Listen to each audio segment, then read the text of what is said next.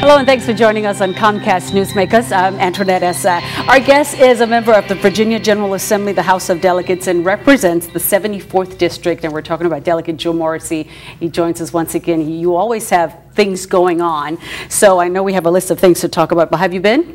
I've been great. Thank you for inviting me again, Antoinette. Yeah, I always enjoy coming here. Yeah, we always like to have you. So let's talk first about protective orders. Yep. What is it? Everybody, of course, is familiar with that tragedy at UVA with the male lacrosse player slaying his ex-girlfriend, the female lacrosse player, and her name was Yardley Love. I'm going to introduce legislation next year that allows two people who are dating but not living together or haven't had a child in common to be able to get a protective order so that one can protect themselves against the other. Right now, that situation where two people are dating but don't live together doesn't allow somebody to get a protective order. It's something that has slipped through the cracks, and I'm going to call it the Love Bill, and I'm going to introduce that legislation next year, and hopefully it'll help someone who is a victim of potential violence by their dating or former dating partner to get some type of measure of protection. Okay, and then of course we want to talk about redistricting. Huge thing that's coming up this year. As you know, every 10 years the Constitution mandates that we have a census. Mm-hmm.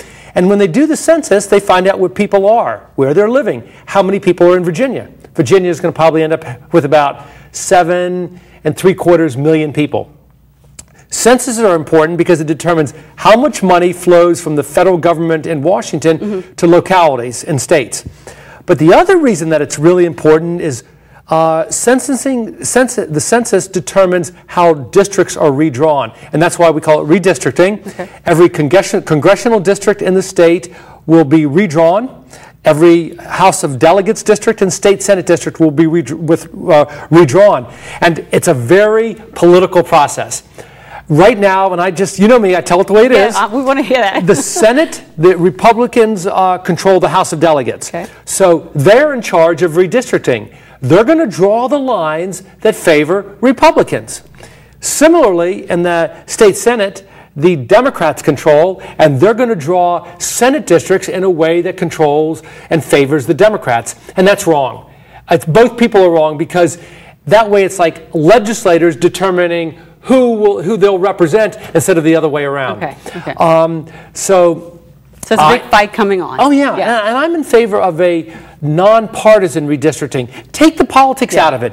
Give it to a group of retired judges and say, listen, draw 100 House of Delegate districts. Forget about those politicians.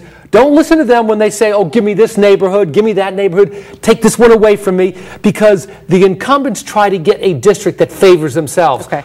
If they're, for example, a Republican, oh, give me that conservative neighborhood, but let's jettison or get rid of this more liberal neighborhood. And that's silly. Yeah, that's not right. Draw the districts so that they're compact, contiguous, where natural borders like a river or lake, or geographical borders like a county line divide it. Okay. That's the best way to do it, and take the politics out of it. Okay. We have less than 1 minute, so let's talk about environmental package. Get that in. Environmental issues are extremely important to me. I'm going to introduce some environmental bills this coming session. I am a big fan and a big supporter of renewable energy sources like wind and tide and solar and biomass. I want to see windmills off the coast of Virginia. We've got the greatest wind farm on the Atlantic coast right off of Virginia.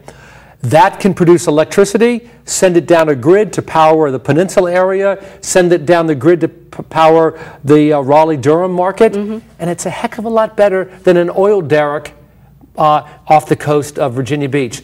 So bills like that and reducing use of plastic bags. And they can come and see you in session because we're out of time. Absolutely. Or before session, I'm down at the General Assembly 3-4 days a week. Come on down, and I'd love to talk with you. Thank you. Delegate Joe Morrissey, we've been talking to him, and we want to thank you for joining us here on Comcast Newsmakers. I'm Antoinette Essa.